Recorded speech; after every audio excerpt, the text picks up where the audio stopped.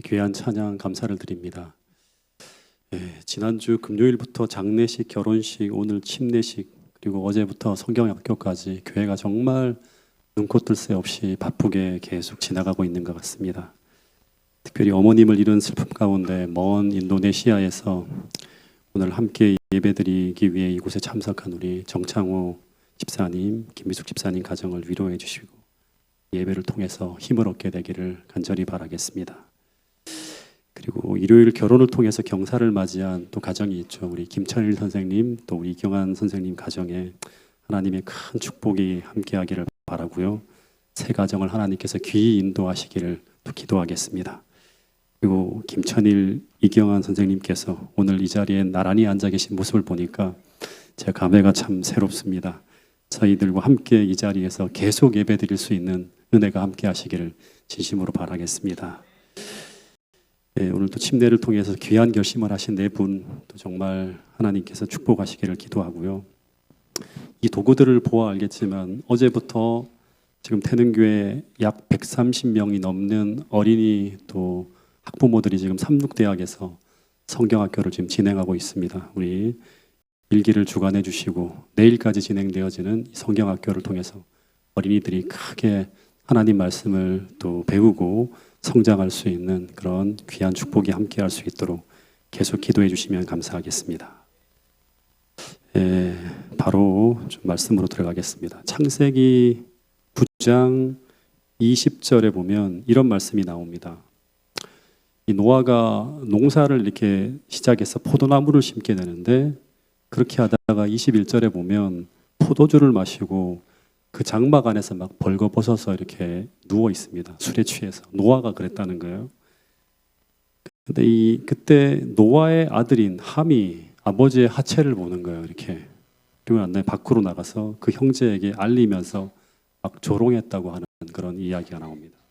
근데 반대로 셈과 야벳은 옷을 가져다가 아버지 하체를 탁 보지도 않고 뒷걸음질 쳐서 들어가서 덮어들면서 이렇게 지금 몰래 나왔다고 하는 그런 이야기가 나옵니다. 근데 나중에 이 모습을 알게 된 노아는 그의 아들들에 관해서 이런 예언을 합니다. 어떤 예언을 하는가 하면 노아가 술이 깨어 그의 작은 아들이 자기에게 행한 일을 알고 이에 이르되 가나안은 저주를 받아서 그의 형제의 종들의 종이 되기를 원하노라 하고 또 이르되 셈의 하나님 여호와를 찬송하리로다. 가나안은 셈의 종이 되고 하나님은 야벳을 창대케 하사 셈의 장막에 거하게 하시고 가나안은 그의 종이 되게 하시기를 원하노라 하였더라 하는 말씀이 나옵니다. 즉 노아는 자신의 아들들의 이런 품성을 보면서 성경을 통해서 이들이 미래에 어떤 길을 걸어가게 될 것인지를 예언하는 거예요. 근데 구조화선지자 118페이지에 보면 이 노아의 자녀들에 대한 이 예언에 대해서 이렇게 주석을 하고 있습니다. 이 말씀을 같이 한번 읽어볼까요? 시작. 노아의 예언은 독단적인 진노의 선고도 아니요 총애의 엄명도 아니었다. 그것은 그의 아들들의 품성과 운명을 고정시키지도 않았다. 그러나 그것은 그들이 각자 선택한 생활과 그들이 개발시킨 품성의 결과가 어떻게 되리라는 것을 보여주었다. 그것은 그들이 각자 선택한 생활과 그들이 개발시킨 품성의 결과가 미래에 어떻게 될 것인지를 보여주었다고 하는 거죠. 이 말씀을 보면 오늘 내가 어떤 선택을 하며 살아갈 것인가? 성령에 굴복하면서 계속 하늘이 내려주는 그 축복의 품성을 받으면서 계속 내 죄악적인 본성의 옷을 갈아입으며 살 것인가? 아니면 반대로 내가 가지고 있는 이 죄악적인 감정과 기질에 매 순간 굴복하며 그 죄된 본성을 따라 살아갈 것인가 하는 이 선택과 이 삶의 결과가 나의 미래뿐 아니라 나와 관계되어진 사람과 심지어 나와 직접적이진 않지만 나와의 관계에서 건너에까지 대대로 영향을 미치는 일이 벌어질 수도 있다고 하는 것을 가르쳐주는 말씀이 바로 이 창세기 9장에 나오는 이 말씀입니다. 그래서 신약에서는 갈라디아 6장 7절부터 9절에 보면 바울은 이런 말을 하고 있습니다. 같이 한번 읽어볼까요? 이 말씀도요. 시작. 스스로 속이지 말라. 하나님은 업신여김을 받지 아니하시나니 사람이 무엇으로 심든지 그대로 거두리라. 자기의 육체를 위하여 심는 자는 육체로부터 썩어질 것을 거두고 성령을 위하여 심는 자는 성령으로부터 영생을 거두리라. 우리가 선을 행하되 낙심하지 말지니 포기하지 아니하면 때가 이름에 거두리라. 그러니까 우리가 매 순간 우리 삶에 다가오는 순간은 엄숙한 것이라고 하는 거예요. 그래서 오늘 우리가 어떤 일을 위해서 무엇을 위해 살아야 되는지, 그리고 나의 미래를 위해서 오늘 우리는 무엇을 심기로 결심해야 되는지 우리가 깊이 생각하지 않으면 그냥 우리는 내 느끼는 대로 감정에 따라 살아가다 보면 전혀 우리가 원하지 않은 곳에 우리가 서 있을 수도 있다고 하는 거예요. 지난주부터 우리가 계속 팔복에 대한 이야기를 나누고 있는데요. 팔복은 그리스도인은 어떤 사람인가 하는 내용이에요.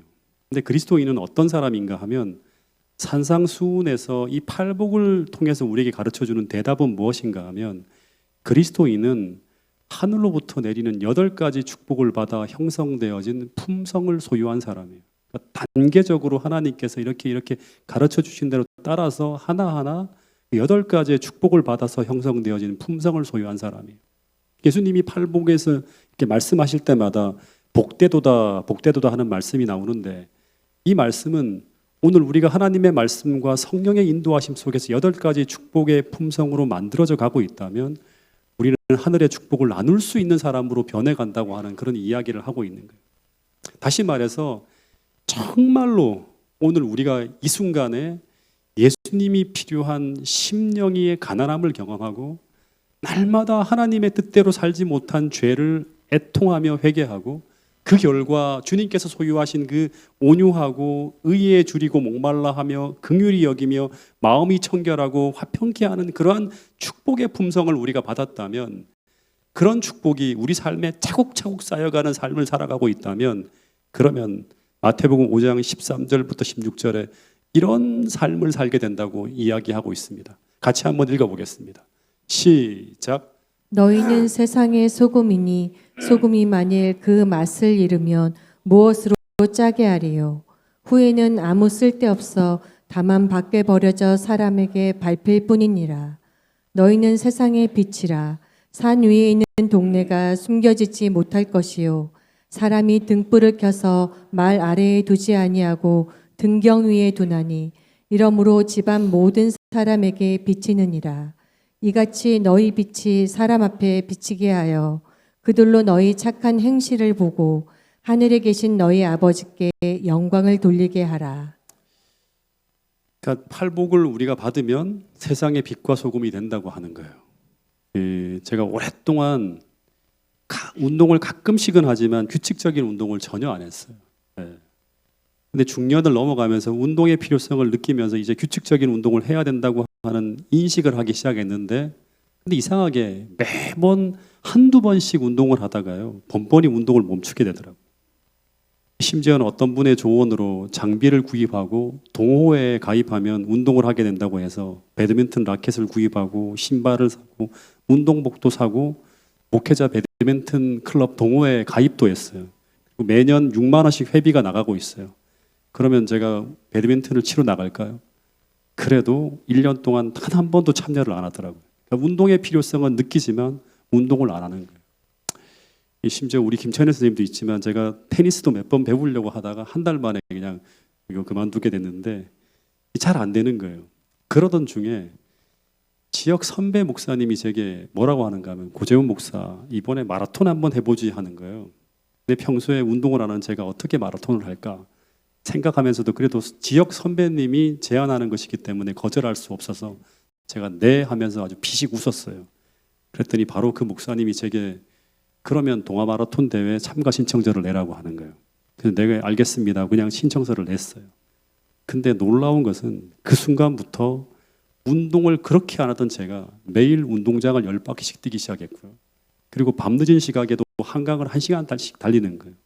날씨가 엄청나게 추워. 동아 마라톤은 3월에 나가는 거기 때문에 1월 달부터 제가 이제 운동을 시작했는데 한강이 엄청나게 추워요. 강바람 때문에 체감 온도가 한 뭐 영하 10도, 15도까지 내려가는 그런 상황에서 사람이 거의 없는데도 매일 10km씩의 연습량을 제가 채우는 거예요. 근데 참 신기했어요. 그렇게 운동을 안 하던 제가 제 평생에 그때처럼 열심히 운동하는 때가 없었어요. 근데 그러면서 제가 생각한 것이 이것입니다. 그냥 막연한 건강이 아니라 그냥 모호하고 구체적이지 않은 목표가 아니라 이렇게 눈에 보이는 구체적이고 절박한 목표와 상황이 주어지자 저는 운동을 하기 시작했다고 하는 것입니다. 왜냐하면 저는 필요한 운동량을 채우지 않으면 마라톤 경주가 펼쳐지는 그날 제게 어떤 일이 벌어진다고 하는 것을 알기 때문이에요. 다시 말해서 내가 운동해야 하는 절박한 이유가 생기자 저는 뛰기 시작했다고 하는 것입니다. 마찬가지로 산상수훈을 선포하던 당시 상황은요, 주님과 제자들에게 절박했습니다. 당시 유대 땅은 너무나 어둡고 너무나 악하게 변해가고 있었어요. 그래서 그곳에 있는 하나님의 백성들은 다 멸망할 위기로 흘러가고 있는 상황이 당시 산상수훈을 선포하던 그 당시 상황이었어요. 그런데 그런 상황에서 당시 주님의 제자들은 세상을 구원할 준비가 전혀 되어 있지 않았어요. 그래서 예수님이 당시 절박한 심정으로 이런 말씀을 하고 있는 거예요. 이 세상을 구하기 위해 너희는 세상에 뭐가 되어야 한다? 빛과 소금이 되어야 한다고 말하는 거예요. 다시 말해서 당시 그들이 팔복을 받아야 되는 이유는 단지 그들의 구원의 문제만이 아니라 이 문맥을 보면 사단의 포로가 되어 고통받고 있는 세상을 구하기 위함이었다고 하는 것입니다. 여러분, 오늘 우리가 한 그리스도인으로서 세상의 빛과 소금의 역할을 감당하지 못하고 있다면, 다시 말해서 내가 팔복의 사람으로 거듭나지 못했다면 우리 가정으로 파고 들어오는 부패를 막을 수가 없고, 더하여 나와 관계된 가족과 이웃들이 나와 가장 가까운 곳에서 그렇게 오랫동안 머물고 있을지라도 나를 통해서 하나님의 구원의 빛을 볼 수 없게 된다고 하는 사실이에요. 내가 한 교회에 책임 있는 목사요, 장로요, 집사로 그토록 오랜 기간 사역을 하고 있는데 나와 관계된 수많은 사람들이 나를 통해서 그 어떤 선한 감화도 받지 못하고 있다면, 심지어 오늘 나와 한 지붕 아래서 함께 살아가고 있는 내 남편과 내 자녀들이 나와 함께 그토록 오랜 기간 머물고 있는데, 그런데 그들이 나를 통해 구원을 받지 못하고 있다면 저를 비롯한 우리 모두는 나의 신앙생활의 전반을 한번 점검해 볼 필요가 있다고 하는 사실을 이 말씀을 통해서 한번 생각할 수 있게 되기를 간절히 바라겠습니다. 산상수훈에서 말하고 있는 그리스도인이란 어떤 사람인가 하면 서두에도 말씀드린 것처럼 팔복을 받아서 거듭난 사람이에요. 단계적인 모든 과정을 거친 사람이에요. 그들은 세상의 빛과 소금으로 살아가는 사람이라고 하는 거예요. 그 결과가 이렇게 나타나는 거예요. 근데 이 말은 어떤 말씀인가 하면, 이 그리스도인이라는 사람은 어떤 사람인가 하면 세상에 영향력을 행사하는 사람이에요. 네. 그런 존재라는 거예요. 어디 있든지 그 사람이 딱 그곳에 머물기만 하면 그 사람의 영향력이 퍼져나가는 거예요. 빛과 소금으로. 어떤 한 분이 이런 고민을 가지고 목사님을 찾아가 상담을 했다고 합니다. 목사님, 제가 처한 환경을 생각할 때 제가 다니는 직장에서 도저히 신앙생활을 유지하기 어렵다고 그곳을 떠나야겠다는 결심을 하게 되었다는 이야기를 합니다. 그리고 그 이후로 자신이 처한 그 환경이 너무나 신앙적이지 않은 회사의 환경을 주 목사님에게 이야기를 했다고 합니다. 그래서 그 목사님이 이야기를 다 듣고 난 후에 이렇게 되물었다고 합니다. 그곳을 떠나는 것이 하나님의 뜻이라는 확신이 있냐고 하면서 이 청년에게 물었대요. 그랬더니 이 청년이 하는 말이 그거를 잘 몰라서 목사님을 찾아왔다고 하는 거예요. 다시 목사님이 이렇게 물었어요. 형제님, 형제는 어떤 곳에 등불을 켜게 되냐고 물었더니 그 청년의 대답이 어두운 곳에 등불이 필요하지 않을까요? 라는 대답을 했다고 합니다. 또다시 목사님이 던진 질문이 뭐냐 그러면 어느 때 등불을 켜냐고 물었대요. 그랬더니 이 청년이 하는 말이 어두울 때죠 라고 대답을 했다고 합니다. 그래서 이 목사님이 하시는 말씀이 어떤 말씀이었는가 하면, 형제님이 지금 처하고 있는 그 환경이 어둡기 때문에 하나님께서 당신을 그 자리에 등불로 주셨다는 사실을 한번 생각해 본 적이 없냐고, 이런 이야기를 했다고 합니다. 여러분, 예수님이 너희는 세상의 빛이라고 말씀하신 이유는 뭐냐 그러면 세상이 어둡다는 전제하에 그 말씀을 주신 거예요. 더하여 너희가 소금이라고 말씀하신 이유는 바로 세상이 부패해져 가고 있다고 하는 전제하에 이 말씀을 했다고 하는 것입니다. 다시 말해서 소금이 필요한 것은 썩어가는 곳이거나 부패할 가능성이 있는 곳이고, 마찬가지로 빛이 필요한 곳도 어두운 곳에 빛이 필요하지 세상이 광명천지라면 빛은 필요 없습니다. 예수님이 당시 제자들에게 빛이 절실하게 필요한 그 칠흑같이 어두운 세상에 나를 대신해서 한 줄기의 빛이 되어줄 것을 요청하고 있고, 더하여 부패해져가고 타락해가는 그 세상에 당시 절박한 마음으로 나를 대신해서 너희는 이 타락한 세상에 소금의 역할을 감당해 달라고 말씀하고 있는 것입니다. 여러분, 그래서 오늘 이 말씀을 들으면서 우리는 두 가지의 것을 한번 생각해 봐야 합니다. 나는 지금 그리스도인이라고 하는 이름이 있는데 이런 어둡고 부패하고 타락한 세상을 살아갈 때 나는 이런 세상을 살아가는 나의 모습 속에서 내가 말하고 행동하고 사람들과 관계 맺는 모든 모습 속에서 이런 빛과 소금과 같은 영향력이 나타나고 있는가 하는 것입니다. 내 남편에게, 내 가족들에게, 자녀들에게 이런 영향력이 나타나고 있는가 하는 것입니다. 두 번째는 진짜 심각한 거죠. 잘 안 나타난다고 하면 우리는 어떻게 하면 나의 가족과 친구와 이웃들에게 나는 이런 빛과 소금의 역할을 감당하며 살아갈 수 있을까 하는 것입니다. 그냥 내가 알고 있는 성경 말씀을 전하면 되는가? 내가 그리스도인의 원칙을 당시 사람들에게 말하면 되는가 하는 것입니다. 산상수훈의 말씀을 보면 그렇게 말씀하고 있지 않습니다. 산상수훈의 말씀은 그리스도인의 영향력은 빛과 소금으로 나타나고 있는데 근데 문맥을 보면 이 빛과 소금의 역할은 착한 행실을 통해 나타납니다. 착한 행실을 통해서. 근데 그 착한 행실은 전체 문맥을 보면 팔복을 단계적으로 받는 과정을 거쳐 만들어진 품성이에요. 갑자기 뚝딱 나온 게 아니에요. 8가지 하나님이 주시는 복을 받아야지만 만들어지는 품성이에요. 그래서 예수님을 통해서 받은 그 착한 행실로 우리는 세상의 빛과 소금의 역할을 감당하게 된다고 하는 거예요. 팔복과 빛과 소금은 굉장히 밀접한 관련이 있는 거예요. 제가 아는 한 분이 계시는데요. 이분은 정말 신앙적 원칙을 놓고 아주 원칙적으로 살려고 늘 생애하신다고 제게 말씀하시는 분이었습니다. 그래서 늘 신앙 때문에 가족들과 충돌하신다고 하는 말씀을 제가 수도 없이 들어왔어요. 그러면서 이분이 늘 자주 제게 하는 말씀이 뭔가 하면 저에게 그분의 가족들을 한번 만나서 전도를 해달라고 말씀하셔서 제가 담임 목사로서 늘 그런 기회가 오기를 이제 기다리면서 기도하고 있었어요. 근데 어느 날 뜻밖의 그 가족 중에 한 분이 제 발로 저를 만나고 싶다고 전화를 하며 저를 찾아왔어요. 그 다음 날 그의 배우자분이 또 제게 전화를 했어요. 근데 그분들이 하나같이 제게 하는 말씀이 뭐냐 그러면 아버지가 혹은 남편이 신앙생활을 하는 것은 반대하지 않는다고 하는 거예요. 근데 그냥 신앙을 떠나서 한 사회적 구성원으로서 기본적인 소양은 있어야 하는 것 아닌가 하는 충격적인 말씀을 저에게 하는 거예요. 아들이 또 아내가 저에게 그렇게 말을 하는 거예요. 그러면서 그분의 가족들이 제게 하는 말씀이 뭐냐 그러면 아버지는 신앙은 열심히 한다고 하는데 근데 가정에서 아버지와 남편으로서의 그런 선한 모습이 전혀 안 나타난다는 거예요. 자기들보다도 못하게 산다고 하는 거예요. 그러면서 그분들이 하시는 말씀을 쭉 들어보면 그분은 신앙을 한다고 하면서 어쩌면 보편적인 사회인보다도 더 성실하지 못한 삶을 살아가고 있었습니다. 그분들의 말을 그대로 옮기면 그분은 신앙을 핑계로 가장으로서 평생 아무것도 하지 않고 있다고 하는 말씀을 하는 거예요.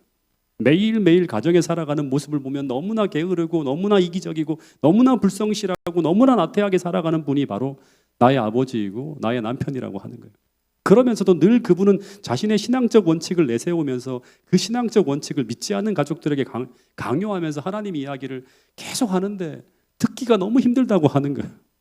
그러다가 집안 행사 때 그분이 자신의 신앙적 원칙을 내세우다가 친척들과 큰 싸움이 일어났다고 하는 것입니다. 그런데 그 모습을 보면서 온 가족들이 더 이상 참을 수가 없어서 저를 찾아왔다고 하는 것입니다. 그러면서 그 아들이 제게 하는 말이 이것이 신앙인가요? 이것이 예수님의 가르침인가요? 하는 거예요. 막 항변을 하는 거예요. 그러면서 제게 말하기를 제발 기본적인 것을 하실 수 있는 최소한의 정상적인 사회인을 만들어 달라고 하는 거예요. 신앙은 필요 없고. 근데 그때 제가 그분들에게 할 말이 없었습니다.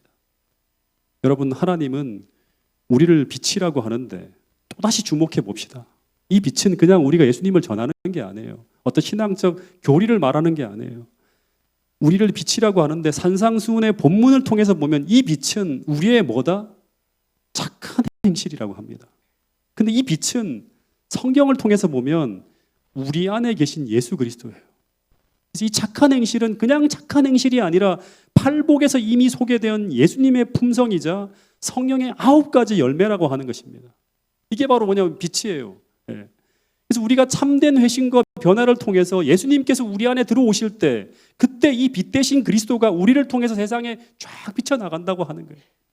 근데 그때 세상은 이 사람들이 저렇게 선하고 저렇게 진실되고 저렇게 순결한 이유가 무엇일까를 생각하다가 그것은 바로 저들이 믿고 신뢰하는 하나님 때문에 저들이 저렇게 변화된 것이라고 하면서 우리가 믿는 그 하나님께 영광을 돌리게 된다고 하는 게 이게 논리적인 순서예요. 이 단계를 거치지 않으면 절대 우리는 세상에 빛이 될 수가 없다고 하는 것입니다. 그래서 우리가 거듭남을 통해서 이 새로운 생명이 8가지의 복이 우리 안에 들어오지 않으면 우리는 다른 사람들에게 하나님을 소개할 수가 없다고 하는 것입니다. 왜냐하면 우리 안에 예수님이 계시지 않기 때문에 우리는 하나님이 아니라 나를 소개할 수밖에 없어요. 나를 소개할 수밖에. 내가 선하고 내가 이런 일을 했고 나는 이런 사람이라고 늘 자기 영광을 위해 살아가고 또 다른 경우는 가혹하고 냉정하고 위선적일 뿐 아니라 당시 바리새인들처럼 회칠한 무덤 같은 모습으로 살아갈 수밖에 없다고 하는 것입니다. 여러분, 그래서 하나님을 말로 소개하면 할수록 신앙을 강조하면 할수록 그분처럼 도리어 하나님의 이름에 영광이 돌아가는 것이 아니라 하나님께 욕이 돌아가는 일이 벌어질 수도 있다고 하는 거예요. 실제 유대인들은 그렇게 살아갔죠. 그래서 이런 말씀이 있는 거예요. 당시 사도 바울이 유대인들의 그 모습 때문에 이런 기록을 했던 것입니다. 로마서 2장 24절 말씀을 같이 한번 읽어보겠습니다. 시작. 기록된 바와 같이 하나님의 이름이 너희 때문에 이방인 중에서 모독을 받는도다. 여러분, 이 말씀과 반대로 오늘 내 안에 빛 대신 그리스도가 담겨 있다면 우리가 어디에 있던 우리가 존재하는 그 자체로 빛을 발산하면서 세상에 거룩한 가만력을 나타낼 수 있는 존재들이 바로 누구인가 하면 진짜 그리스도인이라고 하는 것입니다. 오늘 우리 안에 소금 대신 예수님이 담겨 있다면 우리는 어디에 있든 우리가 속해 있는 그곳에서 우리는 선한 가마력을 통해서 예수님이 어떤 분인지를 증거할 수 있는 삶의 모습이 나타난다고 하는 것입니다. 그렇게 되어야지만 우리가 말하는 교리나 진리들이 영향력을 발휘하면서 그 속에 파고 들어가게 될 수 있다고 하는 것입니다. 우리는 새 천사의 기별을 그렇게 전하게 되는 것입니다. 다시 한번 우리 모두가 팔복을 받은 그런 품성으로 우리가 존재하고 있는지 우리 신앙 전반을 점검해 볼 수 있는 태능교회 모든 성도들이 될 수 있기를 간절히 바라겠습니다. 또 하나 주목해 봐야 될 것은 무엇인가 하면 마태복음 5장 14절부터 쭉 말씀을 보면 오늘 우리 안에 이 빛이 있다면 그리스도가 계시다면 우리가 팔복을 받았다면 그 빛은 숨겨서는 안 돼요. 어떻게 해야 되는가 하면 그 빛이 잘 비치는 곳에 그들은 위치해 있어야 된다고 말하고 있습니다. 그래서 가능한 많은 사람들이 그 빛을 볼 수 있도록 산 위에 있는 동네도 다 그 빛을 볼 수 있는 곳에 우리가 위치해서 그 빛을 전해야 된다고 하는 거예요. 심지어 집안에서도 집안 모든 사람들이 그 빛을 보고 하나님을 발견할 수 있도록 말 아래가 아닌 어디에 둬라? 빛을? 등경 위에 그 빛을 둬야 된다는 거예요. 말 아래는 뭐예요? 이렇게 대 같은 데서 감추는 거죠. 그렇지 않고 모든 사람들이 이 빛을 보고 하나님을 발견할 수 있도록 그렇게 너의 삶의 위치를 두라고 하는 거예요. 이 말씀을 통해 본다면 오늘 우리가 거듭난 그리스도인이라면 오늘 내 안에 그리스도가 계시다면 우리 삶의 위치는 세상 사람들이 우리를 볼 수 있는 곳을 향해 나가야 된다고 하는 것입니다. 즉 사람들 속으로 들어가서 이 빛을 비추며 살아가야 된다고 하는 거예요. 실제 이 산상수훈의 말씀을 들었던 모든 제자들은 사도행전에서 그들이 받은 축복과 받은 이 빛을 나누고 비추기 위해서 그들은 예루살렘과 유대와 사마리아와 땅 끝까지 이 빛을 비추며 세상의 중심에서 살아가는 모습을 우리는 보게 됩니다. 물론 우리가 모세처럼 훈련의 과정 속에서 미디안 광야로 혹은 침례 요한처럼 유대 광야로 혹은 바울처럼 아라비아 광야로 들어갈 수는 있습니다.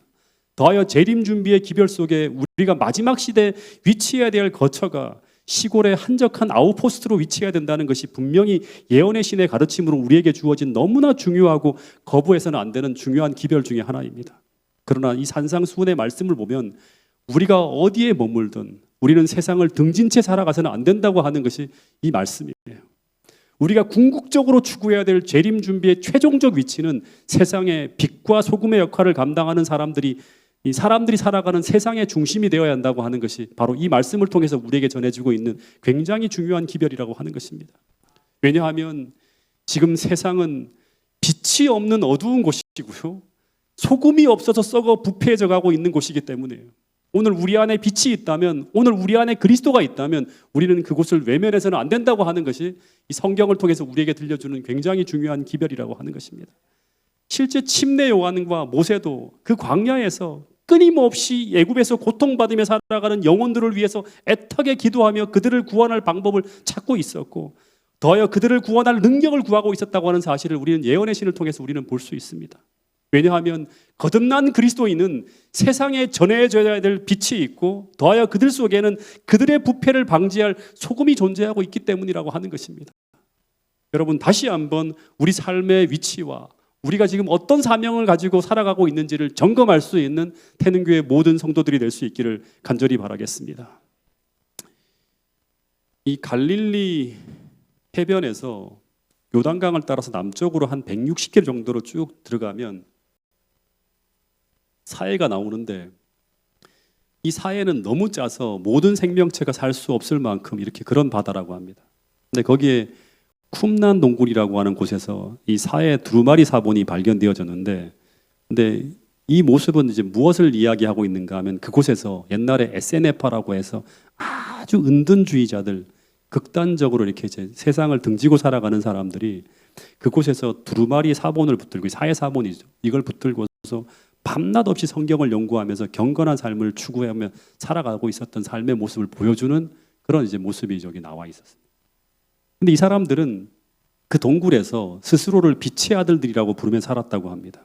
근데 그들이 그곳에서 그토록 성경을 연구하며 많은 빛을 받았으면서도 이들은 이 받은 빛을 비추기 위해서 어떤 선교적 노력도 하지 않고 그저 동굴 속에서 은둔하면서 평생을 살아갔다고 하는 그런 이야기가 나옵니다. 근데 이들과 동시대를 살아간 분이 바로 예수님이죠. 근데 예수님이 이들을 바라보면서 어떻게 바라보셨을까?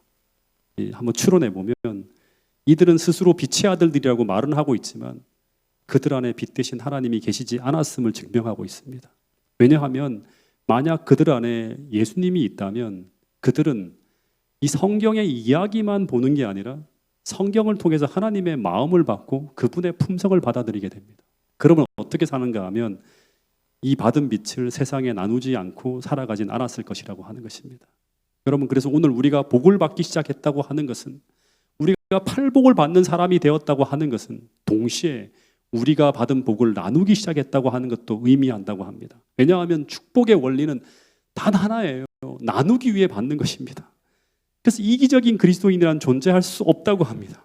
왜냐하면 이기적인 사람은 그리스도인이 아니기 때문에, 하나님의 품성을 받지 못했고 그분의 축복을 받지 못했기 때문에 그들은 자기만을 위해 살지 타인을 위해 살지 않습니다.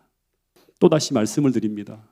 내가 심령의 가난함과 의에 줄이고 목마르고 깊은 회개를 통해서 다시금 하나님의 온유함과 긍휼함과 심령의 정결을 경험하면서 내 안에 계신 하나님을 확인하며 내가 매일매일 살아가는 사람이라면, 우리는 분명히 받은 축복과 은혜를 세상에 나누기 위해서 내 자신을 희생하는 모습으로 살아갈 것이라고 성경은 이야기하고 있습니다.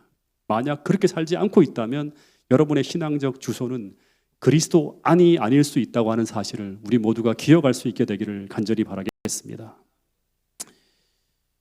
우리가 거듭난 그리스도인이라고 하면 우리는 세상의 빛의 역할뿐만 아니라 또 하나 소금으로서의 역할을 감당하며 살아가게 된다고 합니다. 여러분, 소금에 두 가지 기능이 있는데 혹시 아세요? 소금의 두 가지 기능. 하나는 맛을 내는 데 쓰죠, 그죠? 양념의 기능이 있고, 또 하나는 음식을 썩지 않게 하는 부패 방지 기능이 있다고 합니다. 이 방부제로서의 기능이죠. 근데 이것을 영적으로 해석하면 소금과 같은 그리스도인이 어떤 공동체 속으로 들어가면 어떤 일이 벌어질까요? 그런 사람이 여기 딱 있다. 그럼 어떤 일이 벌어질까요? 먼저 그 사람은 그 공동체 안에서 첫 번째는 사람들로 하여금 살만나게 만들어주는 역할을 감당하게 됩니다. 즉 그가 접촉하는 사람들에게 삶의 활력을 주고 더하여 사람들로 하여금 거룩한 삶을 향하도록 선한 영향력을 발휘하게 됩니다. 근데 여기서 또 하나 우리가 좀 생각해 볼 문제는 뭐냐 그러면, 이 소금이 맛을 내고 부패 방지 기능을 하려면 소금은 반드시 어떻게 해야 된다? 음식 속으로 들어가야 돼요. 절대 밖에 있어서는 그 기능과 영향력을 발휘할 수 없다고 하는 거예요. 공동체 속으로 들어가서 관계를 맺으면서 그 역할을 해야 됩니다. 또 하나 중요한 문제를 예수님이 여기서 말씀하셨는데 어떤 말씀을 했는가 하면 이 소금이 분명히 소금은 소금인데 이 소금이 맛을 잃을 수가 있을까요? 이 소금이 어떤 공동체 안에 들어가서 존재하는데 이 소금이 맛을 잃으면 어떤 일이 벌어진다? 어떤 공동체 안에 들어가 있어도 쓸모없는 소금이 될 수 있다고 하는 말씀을 주님께서 말씀하셨어요. 실제 이런 소금이 있대요. 유대 나라의 소금은 이제 우리하고 좀 다른가 봐요. 이 산에서 나는 소금이 있었는데 그 소금은 흙덩어리 소금이래요. 흙하고 같이 섞여 있는 거예요. 근데 이 소금을 공기와 비에 노출시켜 놓으면 어떤 일이 벌어지는가 하면 소금기가 다 섞여 내려가고 소금기가 전혀 없는 흙덩어리만 남게 되는 그런 경우를 볼 수 있다고 합니다. 근데 문제는 뭐냐 그러면 이 흙덩어리 소금이라 하더라도 사람들에게는 반짝반짝거리면서 마치 진짜 소금처럼 보여진다고 합니다. 이 사람들이 이 소금이 진짜 소금인 줄 알고 직접 입에 대어 보기도 한다고 합니다. 근데 모양은 소금처럼 보이는데 그 속에는 소금기가 전혀 없는 짠맛이 나지 않는 소금이라는 것을 입을 대보면 알게 된다고 합니다. 근데 이런 소금은 어디에도 쓸 수 없는 소금이라고 합니다. 이 소금은 밭에다가 뿌려도 안 된대요. 왜냐하면 작물과 토양에 방해가 되기 때문에 거름으로도 쓰지 못하고 어디에 버린다? 길바닥에 버린다고 합니다. 아무 쓸모없는 소금이에요. 여러분, 맛을 잃어버린 소금. 소금의 모양은 있으나 염분이 전혀 없는 흙덩어리 소금. 소금처럼 보이지만 소금기가 전혀 없는 소금의 기능을 상실한 소금. 이 소금을 주님은 무엇에 비유하고 있는가 하면 마치 그리스도인이라고 하는 이름은 있으나 그 능력을 상실한 그리스도인으로 비유하고 있습니다. 근데 만약 오늘 우리가 이런 모습으로 살아가고 있는 그리스도인이라면 우리와 관계를 맺고 살아가는 우리 가족, 우리 형제, 우리 이웃은 평생을 우리와 함께 살아도 우리를 통해서 그들은 그리스도의 선한 빛과 선한 맛과 선한 영향력을 전혀 경험하지 못하게 된다고 하는 거예요. 축복이 흘러갈 수가 없다고 하는 것이죠. 이런 그리스도인을 디모데후서 3장 5절에서 사도 바울은 무엇이라고 표현하고 있는가 하면 이런 말씀을 했습니다. 같이 한번 읽어보겠습니다. 시작. 경건의 모양은 있으나 경건의 능력은 부인하니 이 같은 자들에게서 내가 돌아서라. 이 말은 한마디로 말하면 거듭나지 못한 그리스도인이죠. 그 안에 주님이 담기지 않은 그리스도인이라고 말할 수 있습니다. 이 사람들은 교회를 열심히 다니지만 경건의 모양은 있지만 경건의 능력은 나타나지 않는다고 하는 것입니다. 여러분, 그러면 진짜 소금은 어떻게 만들어지는가? 소금을 만들 때 처음에는 온갖 불순물이 섞인 바닷물을 수차로 쫙 퍼올린다고 합니다. 염전으로 쫙 보내면 그 염전에서 뜨거운 담금질을 통해서 불순물이 소금에서 분리되어져 나간다고 합니다. 그리고 나면 어떤 일이 벌어지는가 하면 천년이 가도 변하지 않는 순수하고 깨끗한 소금이 만들어진다고 합니다. 근데 이런 깨끗한 소금만이 음식에 들어갈 수가 있다고 합니다.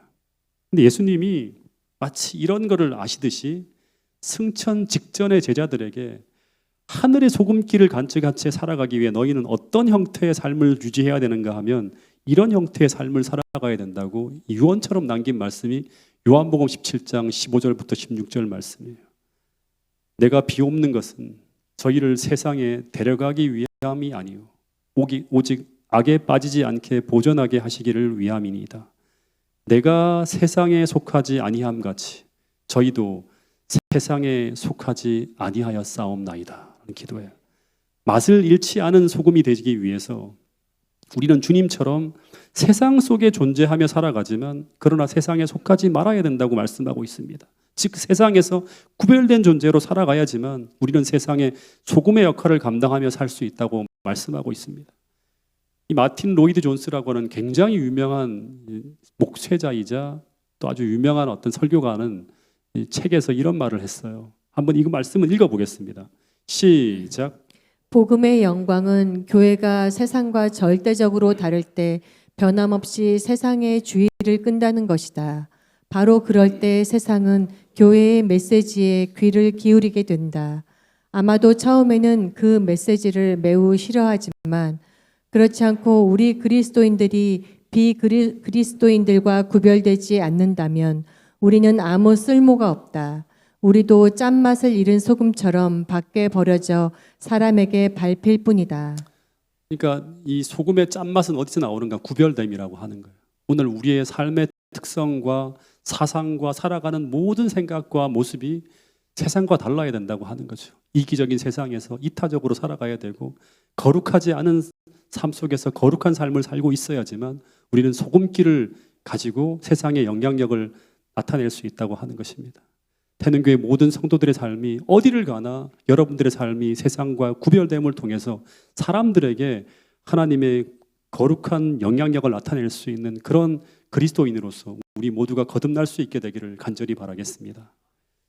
또 하나 이 팔레스타인의 가정을 보면 이 소금과 등불은요, 이 어떻게 보면 당시 없어서는 안 되는 생활 필수품이었다고 합니다. 아무리 가난해도 그 집에 가면 소금과 이 등이 있다고 합니다.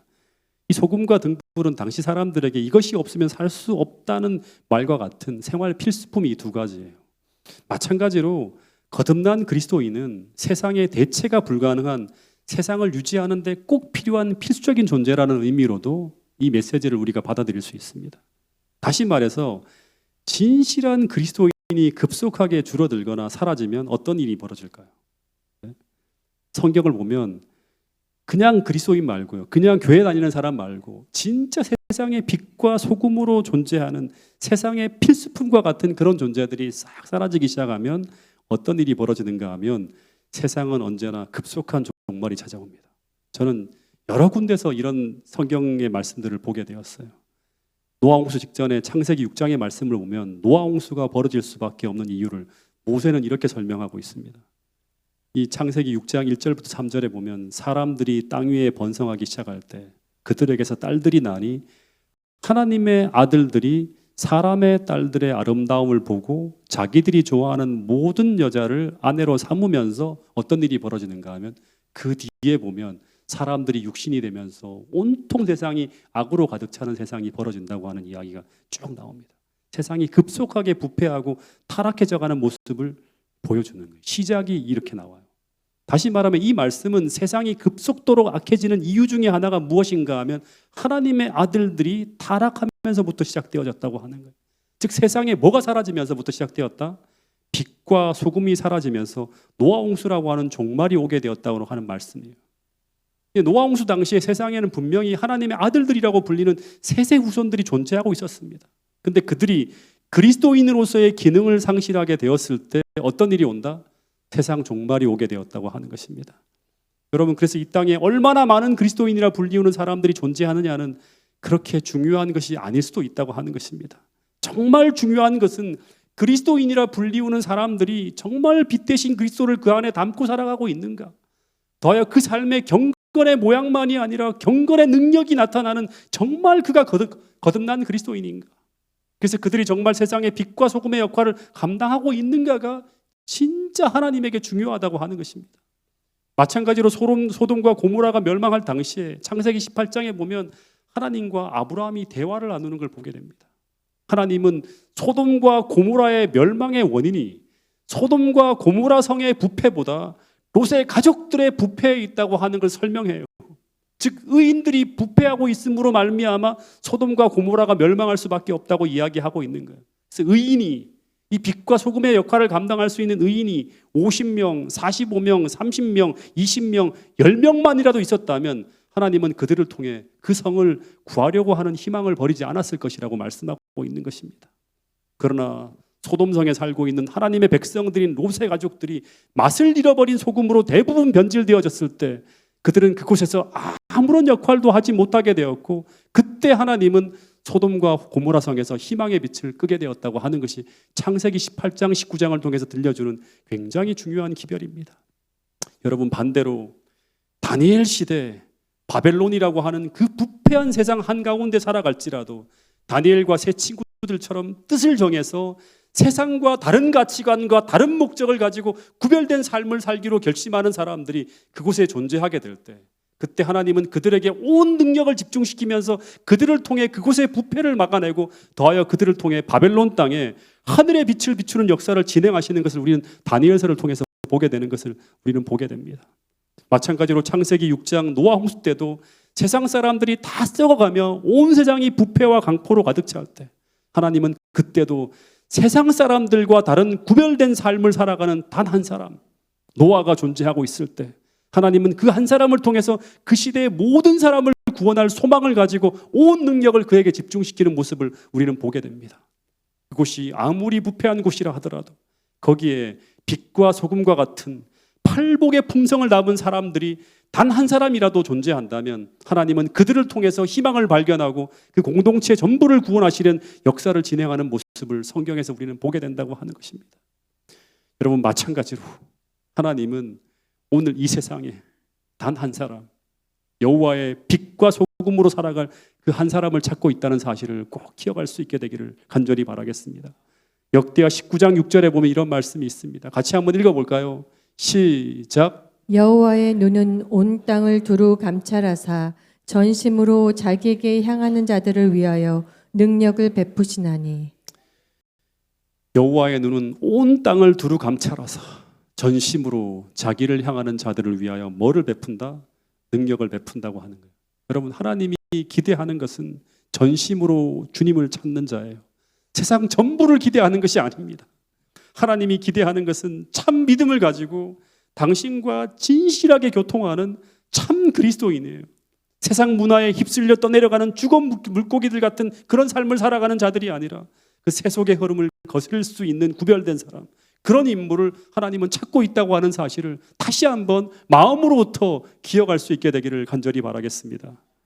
마지막으로 이 말씀만 좀 드리고 오늘 말씀을 마치도록 하겠습니다. 바다로 어마어마한 오물과 쓰레기와 노폐물이 막 흘러들어가고 있는데, 근데 그 바닷물이 썩지 않고 존재하는 이유는 뭐 때문이다? 소금 때문이라고 합니다. 근데 그 어마어마한 바다에 소금의 양이 얼마 정도 들어있는지 아십니까? 3% 이상만 들어가면 병원균이나 부패균이 그 바다에 생존하기 어렵다고 합니다. 여러분, 이 말씀을 보면서 이런 예와 이걸 보면서 저는 어떤 생각을 하고 있는가 하면, 세상에 이 3%의 사람들, 어떻게 보면 세상이 다 썩어가고 부패해가고 있지만 그 부패를 방지할 수 있는 사람이, 이 빛과 소금의 역할을 감당할 수 있는 사람들이 3% 정도만 있다면 세상을 역전시킬 수도 있겠구나 하는 생각을 하게 됩니다. 근데 세상에 그 3%의 사람들을 저는 여자의 남은 자손이라 일컫는 우리들이라고 생각합니다. 하나님은 오늘 이 타락한 세상에 빛과 소금의 역할을 감당하는 자로 우리 모두가 거듭나게 되기를 간절히 바라고 계신다는 사실을 기억할 수 있게 되기를 간절히 바라겠습니다. 경건의 모양만이 아니라 경건의 능력을 갖춘 자로 거듭나기로 우리 모두가 결심할 수 있는 이 안식일 될 수 있기를 간절히 바라겠습니다. 그래서 우리가 존재하는 모든 가정마다, 직장마다 빛이 밝혀지고 순결한 영향력이 나타남으로 말미암아 수많은 사람들이 하나님께로 돌아오는 놀라운 일들이 오늘 이 태능교회에서 이 시간 이후부터의 삶을 통해서 일어나게 되는 태능교회가 될 수 있기를 간절히 바라면서 오늘 말씀을 줄이도록 하겠습니다.